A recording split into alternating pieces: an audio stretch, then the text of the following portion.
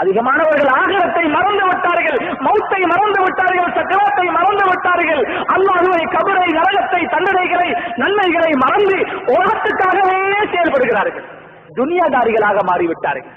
வியாபாரம் தான் என்னுடைய நோக்கம், உலகத்தை அடைவதுதான் என்னுடைய நோக்கம், உலகத்துல பேரையும் புகழையும் அடைவதுதான் என்னுடைய நோக்கம் என்று சிலர்கள் உலகத்துக்காகவே ஆகிவிட்டார்கள். அல்லாஹ் அந்த வாழ்க்கையை விட்டு எங்களை பாதுகாக்கும். நபி ஸல்லல்லாஹு அலைஹி வஸல்லம் அவர்கள் ஆயிஷா ரலியல்லாஹு அன்ஹா அவங்களோட மடியில ஒரு நாள் படுத்து கொண்டிருக்கிறார். ஆயிஷா ரலியல்லாஹு அன்ஹா மடியில தலையை வச்சு படுத்து கொண்டிருக்கிற நபி ஸல்லல்லாஹு அலைஹி வஸல்லம் அவர்களுடைய தாடி முடிகளை பார்க்கிறார்கள். சில முடிகள் நரைச்சிட்டு பழுத்துட்டு. இதை கண்டு ஆயிஷா ரலியல்லாஹு அன்ஹா அவங்களுக்கு ஒரு கவலை வந்துருச்சு. ஆஹா, ரசூலுல்லாஹ் ஸல்லல்லாஹு அலைஹி வஸல்லம் அவர்களுக்கு வயசு போய்விட்டது, முடிகளும் நரைத்து விட்டது, அவசரமாக சீக்கிரமாக எங்களை விட்டு போயிடுவாங்களே என்கிற கவலை வந்து தன்னை அறியாமல் அழுது கொண்டிருக்கிறார். கண்ணீர் வடியுது. இந்த கண்ணீர் மடியிலே படுத்து கிடந்த நன்றாக தூக்கத்தில் ஆழ்ந்திருந்த நபி ஸல்லல்லாஹு அலைஹி வஸல்லம் அவரோட முகத்துல விழுந்துட்டு முடிச்சுட்டா. ஏன் ஆயிஷா அழுகிறீங்க? இல்ல யா ரசூலல்லாஹ், உங்களோட தாடி முடிகளை பார்த்தேன், தலை முடிகளை பார்த்தேன், பழுத்திருக்குது, நரைச்சிருக்குது, நீங்க உலகத்தை விட்டு போயிருவீங்கிற கவலையில நான் அழுது கொண்டிருக்கிறேன் யா ரசூலல்லாஹ் என்று ஆயிஷா ரலியல்லாஹு அன்ஹா அவர்கள் சொன்னார். நபி ஸல்லல்லாஹு அலைஹி வஸல்லம் அவர்கள், ஆயிஷாவே, ஒரு மனிதன் உலகத்தை விட்டு பிரிஞ்சுட்டா, மௌத்தாகிட்டா, அவனுக்கு அந்த மையத்துக்கு மிச்சமும் கஷ்டமான கவலையான நேரம் எது என்று கேட்டார். ஒரு கேள்வியை கேட்டாங்க மனைவி. ஆயிஷா ரலியல்லாஹு அன்ஹா அவர்கள் சொன்னார்கள், யா ரசூலல்லாஹ், ஒரு மனிதன் மௌத்தாகிட்டா அந்த மையத்துக்கு மிச்சமும் கஷ்டமான நேரம் மையத்தை வீட்டுல இருந்து வெளியெடுத்துட்டு போற நேரம் இல்லை. நபி ஸல்லல்லாஹு அலைஹி வஸல்லம், இல்ல, வேறொன்று சொல்லுங்களேன். யா ரசூலல்லாஹ், ஒரு மனிதன் மரணித்து விட்டால் அந்த மையத்துக்கு மிச்சமும் கஷ்டமான நேரம் எது தெரியுமா? கபர்ல அவரை கொண்டு தனிமையில அடக்கிட்டு திரும்பி வாரோமே, இந்த நேரம் தான் மையத்துக்கு கவலைப்பட போகுது என்று சொன்னதற்கு நபி ஸல்லல்லாஹு அலைஹி வஸல்லம் அவர்கள் சொன்னார்கள், இல்லை ஆயிஷா, இல்ல. ஆயிஷா ரலியல்லாஹு அன்ஹா, யா ரசூலல்லாஹ், எனக்கு தான் தெரியும், நீங்களே சொல்லி தாங்கோன்னு நபி ஸல்லல்லாஹு அலைஹி வஸல்லம் அவர்கள் சொன்னார்கள், ஆயிஷா, ஒரு மனிதன் மௌத்தாகி விட்டால், மரணித்து விட்டால், அந்த மனிதனுடைய உடம்பிலிருந்து அவனுடைய உயிர்கள் பறித்தெடுக்கப்படுகிறது.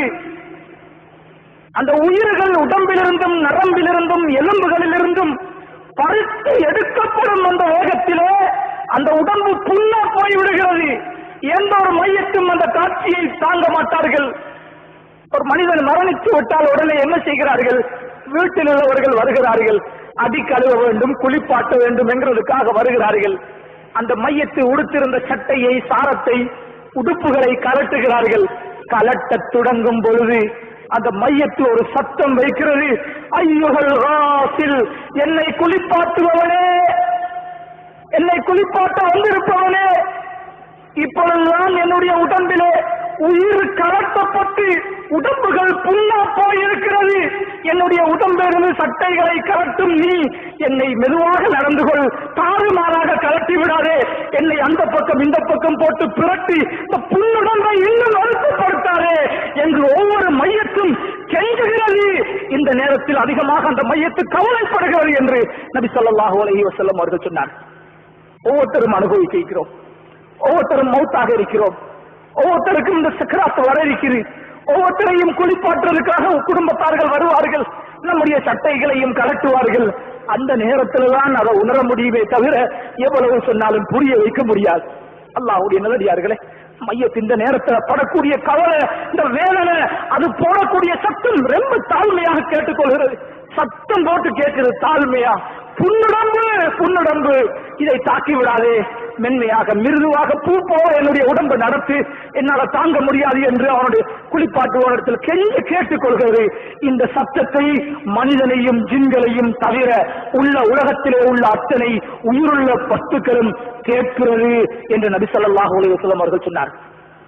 அல்லாஹ்வுடைய நல்லடியார்கள், அதை குளிப்பாட்டுவதற்காக சட்டையை கலட்டினதோட தண்ணீரை கொண்டு வந்து வைக்கிறான் மனிதன் குளிப்பாட்ட. இப்பொழுது இன்னொரு தடவை சத்தத்தை என்ன மையத்திடுகிறது. மையத்து வேற யாரையும் யோசிக்க கூடாது. நம்ம ஒருத்தரை என்ன யோசிக்கும்? நான் தான் அது. நான் மரணிக்கும் பொழுது நான் இப்படி சத்தம் விடுவேனே, இப்படி ஒரு நிலைமை எனக்கு உருவாகுவேன் என்று நினைச்சா இன்னும் லேசாக இருக்கு. அல்லாஹ்வுடைய நல்லடியார்களே, அந்த மையத்து இரண்டாவது கத்துகிறது, குளிப்பாட்டுவோனே, நீ தண்ணீரை கொண்டு வந்து வைத்திருக்கிறாய், என்னுடைய உடம்பு புண்ணுடம்பு, நீ கொண்டு வந்து வைத்திருக்கும் இந்த தண்ணீர் என்னுடைய உடம்பு தாங்காது, அந்த தண்ணீர் சுடுகிறது, கொஞ்சம் ஆற்றிக்கொள், ஐஸ் தண்ணியை போட்டு ஊத்திடாது, என் உடம்பு தாங்காது, நல்ல சுடு தண்ணியையும் போட்டு என்ன குளிப்பாட்டாது, என் உடம்பு தாங்காது, சூடும் இல்லாமல் கடும் குளிரும் இல்லாமல் நடுப்பட்ட சாதாரண தண்ணீரை என்னுடைய உடம்பிலே மெதுவாக ஊற்றி என்னுடைய உடம்பை இறுக்கமாக தேய்த்து விடாது, உயிரோடு இருக்கும் பொழுது என் உடம்பை தேய்க்கிற மாதிரி நான் மௌத்தாகிட்டேன் என்ன அப்படி தேய்க்காது. இது கத்துகிறது. அந்த சத்தம் ஜின்களுக்கும் மனிதர்களுக்கும் தவிர எல்லா படைப்பினங்களுக்கும் கேட்கிறது. நம்ம வீட்டில் ஒரு பூனை இருந்து அந்த பூனைக்கும் கேட்கும். அல்லாஹ்வுடைய நல்லடியார்கள், எல்லா மிருகங்களும் கேட்கிறது, எல்லா உயிரினங்களும் கேட்கிறது.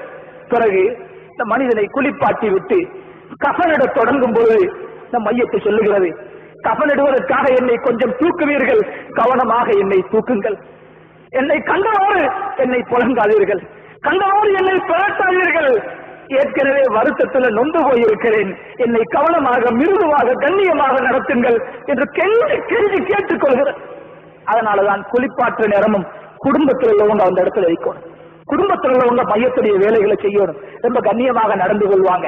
புறத்தி மனுஷனுக்கு இதெல்லாம் விளங்காது, அவருடைய வேலையை முடிக்க அவர் அவசரமா செயல்படுவார், அது மையத்துக்கு வருத்தமாகவும் அமையலாம். அல்லாஹ்வுடைய நல்லடியார்களே, கஃனிடும் பொழுது அந்த கஃனை செய்து முடிக்கும் பொழுது சொல்லுகிறது, என்னுடைய கஃனை மூடும் பொழுது முதலாவது முகத்து பக்கத்தை கட்டிடாதீங்க, முதலாவது என்னுடைய கால்களை மூடிவிடுங்கள், இரண்டாவது இடுப்பை மூடுங்கள், என்ற முகத்தை கடைசியா மூடுங்க, கடைசியா முகத்தை மூடுங்க. ஏண்டா எங்க குடும்பத்தை நான் ஒருக்க பார்க்கணும், இதுக்கு பிறகு இவங்களை பார்க்க முடியாது, இனிமேல் நான் இந்த முகங்களை பார்க்க வாரத்துக்கு மீண்டும் வர மாட்டேன், கடைசியாக என்னுடைய வீட்டிலிருந்து நான் அல்லாஹ்வை சந்திப்பதற்காக செல்லுகிறேன், கபருக்கு செல்லுகிறேன், என்ற முகத்தை கடைசியா மூடுங்க, கொஞ்சம் என் பிள்ளைகளை பார்க்கணும், வந்திருக்கிற சொந்தக்காரர்களை பார்க்கணும் என்று அந்த மையத்தில் ரொம்ப பணிவாக சத்தமிட்டு அங்கு இருக்கிறவங்கள்ட்ட கேட்டுக்கொள்வதாக நபி ஸல்லல்லாஹு அலைஹி வஸல்லம் அவர்கள் சொன்னார். அல்லாஹ்வுடைய நல்லடியார்களே, இந்த உலகம் சிறுசி, இதுல இன்பங்கள் சிறுசி, இதை கண்டு நாங்க ஏமாந்து தீக்கிறோம். ஒரு பெரிய வாழ்க்கை எங்களுக்கு பின்னாலே, மௌத்துக்கு பின்னாலே ஒரு நீண்ட ஹதீஸ், ஒரு சில விஷயங்களை ஞாபகத்திலே. ஆகவே அல்லாஹ்வுடைய நல்லடியார்களே, இரவில் தூங்குகிறோம், அன்புள்ள மனைவி பக்கத்திலே தூங்குகிறார், காலையில் இவளை சந்திக்கலாம் என்கிறதுக்கு என்ன உத்தரவாதம்? என்ற பிள்ளைகள் பக்கத்தில் இருக்கிறார், நான் இல்லாமல் ஏறாது என்று சொல்லிக் கொண்டிருக்கிறோம். அடுத்த நிமிடம் எனக்கு மரணம் வந்து விட்டால் என்ற பிள்ளைகளுடைய செய்தி என்ன, என் தாய் தகப்பன் செய்தி என்ன? என்னை பெற்றவர்கள் இப்பொழுது கபரில் இருக்கிறார்கள், கூட பிறந்தவர்கள் கபரில் இருக்கிறார்கள். இந்த நிமிடம் என்ற வெள்ளிக்கிழமை இந்த நேரத்தில் அவர்களுடைய கபரிலே அவர்களுக்கு என்ன நடந்து கொண்டிருக்கிறது, என்ன நடக்கிறது? சிந்தித்து பாருங்கள் சகோதரர்கள், என்ன நடக்கிறது? சொர்க்கத்தில் இருக்கிறார்களா, நரக படுகொலையில் இருக்கிறார்களா? அவர்களுடைய நன்மையின் காரணமாக கபரிலிருந்து உயர்த்தப்பட்டு சுவர்க்கத்துக்கு சென்று விட்டார்களா, அல்லது அவர்களுடைய பாவத்தின் காரணமாக அந்த இருட்டறையிலே நொறுக்கப்பட்டு அல்லாஹ்வுடைய தண்டனைக்கு உட்பட்டு விட்டார்களா? யாருக்கு தெரியும்? இதே நிலைதான் நமக்கும் வரப்போகிறது. ஆகவே உலகத்துல எங்க போனாலும், எந்த நாட்டுக்கு போனாலும் மௌத்த மறந்து மட்டும் வாழக்கூடாது. மௌத்த அடிக்கடி நினைக்கிறது அமல் செய்யறதுக்கு லேசி, தொழுகிறதுக்கு லேசி, ஜிக்ர் செய்யறது லேசி. மௌத்தை நினைக்கிறவன் அமல் லேசி, ஜிக்ர் லேசி, குர்ஆன் ஓதுறது லேசி, குடும்பத்தை தீனுடைய அடிப்படையிலே இஸ்லாமிய அடிப்படையிலே வழிநடத்துறது லேசி, வியாபாரம் செய்யறது லேசி, ஹலாலாக நடந்து கொள்றது லேசி, ஹராத்திலிருந்து தவிர்ந்து கொள்றது லேசி, மௌத்தை முன்வைத்து வாழும் பொழுது. ஆகவே எல்லாரும் அடையவருக்கும் அந்த மரணத்தை அல்லாஹ் நம் அத்தனை பேருக்கும் சாந்தியானதாக ஈடற்ற மிக்கதாக ஆக்கி அருள்வானாக. யா அல்லாஹ் எங்களுடைய பாவங்களை மன்னிப்பாயாக.